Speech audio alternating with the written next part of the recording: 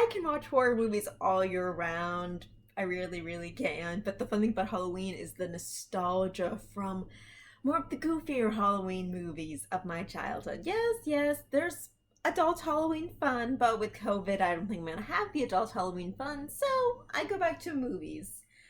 And can I just say, one movie from my childhood I saw again, like, it's 20 years old, but it just shocked me how much I enjoy it still. And I enjoy the new parts now that I'm old enough to understand everything the characters are saying. Ugh. Alvin and the Chipmunks meet the Wolfman. Yes, yes, I'm talking about that movie. Alvin and the Chipmunks, one of the longest, oldest, most dear anthropomorphic triplets. They were after Huey, Dewey, and Louie. They were before We Bear Bears. And they still have their own flavor, mostly because they break out into song and, that chipmunk voice. Yeah, yeah. It's grating, but I love the characters so much that I don't mind it. Mostly I love Simon. I truly do love Simon. But yeah. Now, do I remember the 90s cartoon? Vaguely. I don't feel like catching up on it. Like, I don't remember it, but I just know that it's very 90s. And I don't know if I can take that right now, but this movie was made in the year 2000, and again, it is a Halloween treasure to my heart. It does things that you don't expect, a cartoon movie meant for TV. Oh, and that's one of the things I like about how it was made 20 years ago. It actually has those pauses, for if it was going to play on television, those commercial pauses for a scene, how it just fades to black and then starts again. It's a good feeling. Bump in the night.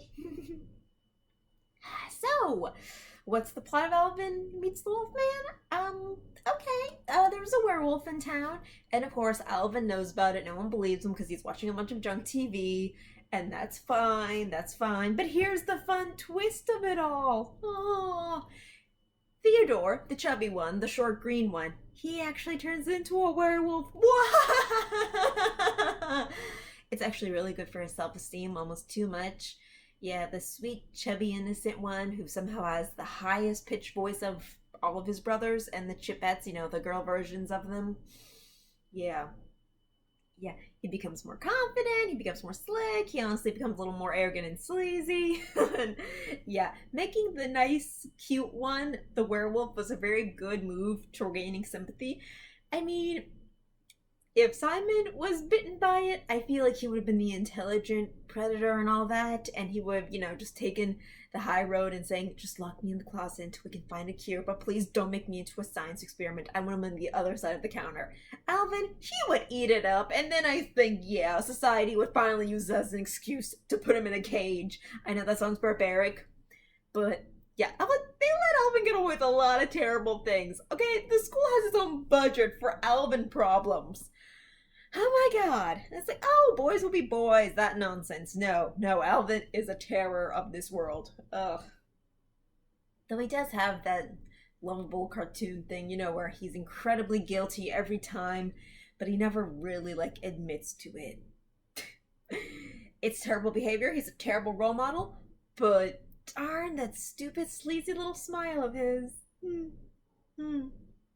And by the way, this movie does acknowledge the fact that they are talking chipmunks. It does so politely, it does so pretty respectfully, but it brings it out. Okay, one of the funniest lines in this movie is, Simon and Alvin go talk to a TV gypsy. She's kind of like a wannabe Elvira.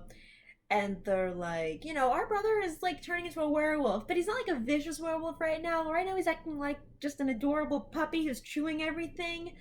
We're getting worried that it's going to turn worse when, people finally notice. But hey, how can you help us? And oh yes, he's close to it because he's already, aware chipmunk. He's closer to the animal, primitive vibes. And Alvin's like, should we be offended by that? And Simon's like, Alvin, please, bigger matters right now. Oh, and that same scene, the gypsy woman talks about how, they should take a thing of silver and kill the werewolf. And I'm like, Jesus, woman, he's our baby brother. Is there any way we can let him be, alive? They actually say the words dead and alive and killed in this movie. It's fantastic. God, I love it so. Oh yeah, how did Theodore become a werewolf? Their neighbor is a werewolf. It's pretty damn obvious. It's just obvious. They don't even try to pretend.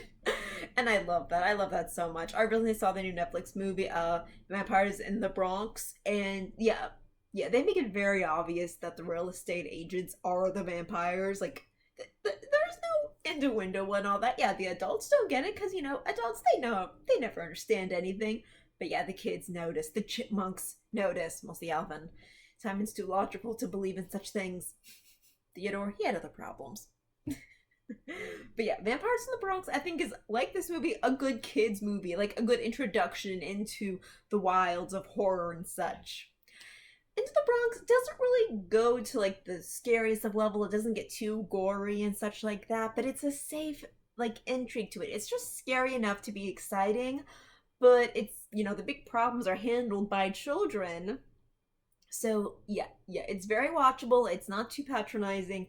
And yeah, you really do root for, your two protagonists. In the Chipmunks case, it is Simon and Alvin. And yeah, Alvin is actually reading all he can about monsters and stuff like that. He's using all of his, like, movie knowledge and such to try and solve this problem.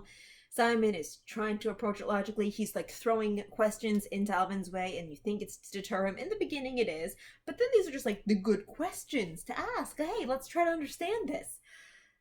Yeah, this movie approaches it very well. I'm not gonna say it's, like, without its plot holes, because that would be a lie. But, yeah, the way it flows, it makes sense, and I can respect it. Let's see, the Chipettes are there, and, they're doing their... Yeah, I actually do like the Chipettes as characters by themselves. Okay, if it was them without the Chipmunks, it would be fine. Let's see. I do remember that Brittany, the girl Alvin... Kitty, stop that. Brittany, the girl Alvin, had, like, these crazy, like... What do you call the leggings? The ankle warmers? Yeah. And this little ascot because she was so 80s or so 90s, I guess. The fact that they replaced that on her in this thing, I do not love. I can admit the one time I watched the Nickelodeon, like, reboot of the Chipmunks, I remember, yeah, that she was more of, a try-hard A student more than the little diva that Alvin is.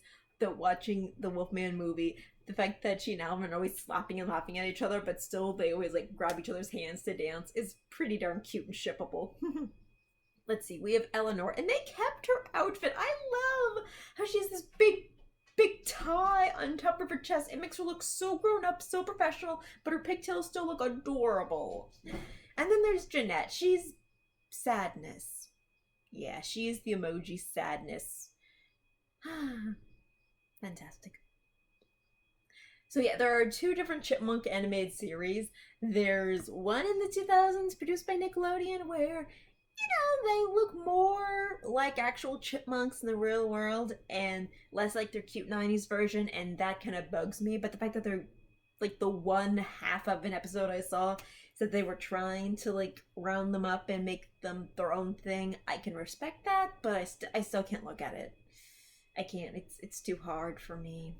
With all the reboots in this world, I can't. 90s one? I'm just not in the 90s mood. I just want to watch this because it's funny. Yeah, kids going on their adventures, not telling grown-ups. Would it make it easier? Not when you're dealing with Dave Seville, that Prince Eric-looking mofo. Yeah, you would think that Simon and Alvin trying to solve this problem by themselves is unnecessarily difficult for them. It is. Like, where are the grown-ups besides the gypsy to help?